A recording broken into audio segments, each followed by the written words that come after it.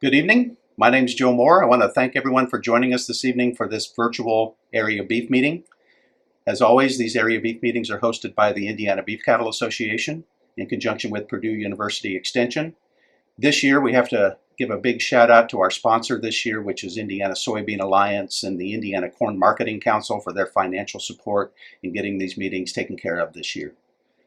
Your IBCA staff, I'm happy to report, has not changed since last year's meetings. Bailey Kiff is our Special Events Coordinator, Maggie Daly is our Education and Industry Relations Director, and Greg Kopke is our longtime Financial Director. One of the benefits of being a member of the Indiana Beef Cattle Association is the representation that all producers get in Indianapolis, at the State House, and in Washington, D.C. on Capitol Hill. Myself, along with leadership of the Indiana Beef Cattle Association, work on these policies week in and week out all year long. This year, the state legislative initiative will be state meat inspection, increased funding for state meat inspection. The IBCA is joined with Indiana Pork, Indiana Dairy, Farm Bureau, soybean, and corn growers to seek additional state funding for state meat inspection for BOA. This year, the pandemic has highlighted the fragility of our nation's food supply. When major packers started shutting down in April and May because of sickness, it just showed that we don't have enough opportunities for farmers with state inspection or federal inspection. The Hoosier Beef Congress has a stalling auction every year, and the funds from that stalling auction support two different avenues for support through our association. One is the IBCA Scholarship Program. 2020 was the second year of the scholarships, and we're happy that we could report another $1,000 given out this year over 2019. This year we had 5 recipients: Callie Ann Knott, Bryce Hayden, Bailey Thompson, Hattie Duncan, and Reagan Culp. A total of $6,000 in scholarships were given out. We're looking ahead to 2021 scholarships. That application period will be February 15th through March the 31st. There are several qualifications everyone must meet. You have to be an Indiana resident, you have to be an IBCA member, and all of those requirements, the applications and everything will be posted on the Indiana Beef website, as well as our social media and weekly newsletter. The other avenue of funding for the stalling auction money is the Leader Industry Fund. And these funds can be used to enhance leadership development and betterment of the beef industry.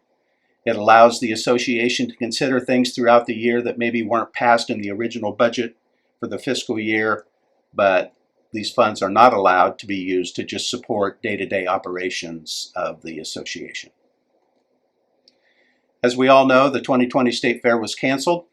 The Indiana State Fair is the largest fundraiser for the IBCA, and so not having a state fair was pretty detrimental to our finances this year.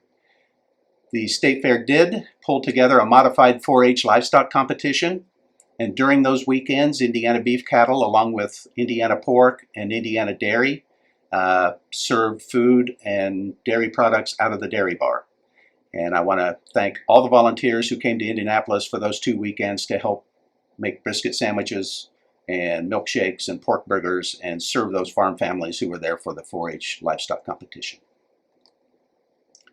We did hold the 2020 IBCA annual convention last January at the Sheraton in Indianapolis. We had the annual business meeting around lunchtime. We had a trade show with over 15 vendors. We had updates from our key partners, ISDA, Purdue College of Ag, BOA, and we ended the day with a live band and social time after dinner. The awards banquet saw the Cattleman of the Year as Tom Farr of Royal Center. The Young Cattleman of the Year was Jordan Eggersman of Brownstown. This year's Robert Peterson Lifetime Achievement Award went to Jim Galooly from Washington, and the Friend of the Industry was our very own Phil Reed from Fowler, Indiana. This year, unfortunately, due to the ongoing pandemic of the coronavirus, the IBCA Convention Committee, along with the Board of Directors, has decided to postpone the originally scheduled convention at the Hendricks County Fairgrounds. A decision was been made that the IBCA annual business meeting will take place February 20th at the Indiana State Fairgrounds. That's the Saturday during the rescheduled Hoosier Beef Congress. All members, all producers are invited to attend.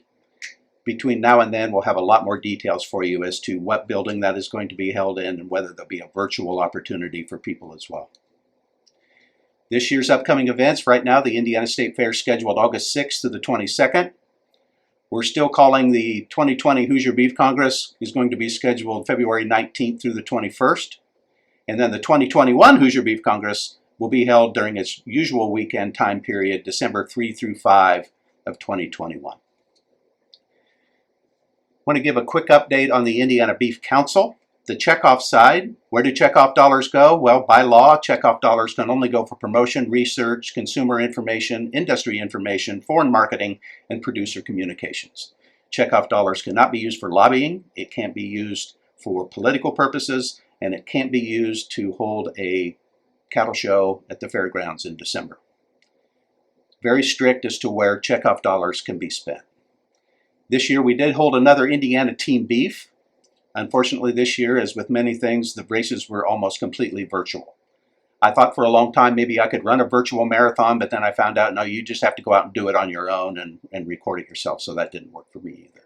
But why do we do a Team Beef? It seems a little odd to people maybe, but what it does is it allows us to extend the word about beef with the running community, which is huge, to share the story that eating lean beef as part of a healthy, active diet is helping to maintain a healthy weight in people, and that lean beef can be used to power up for a healthy and active lifestyle.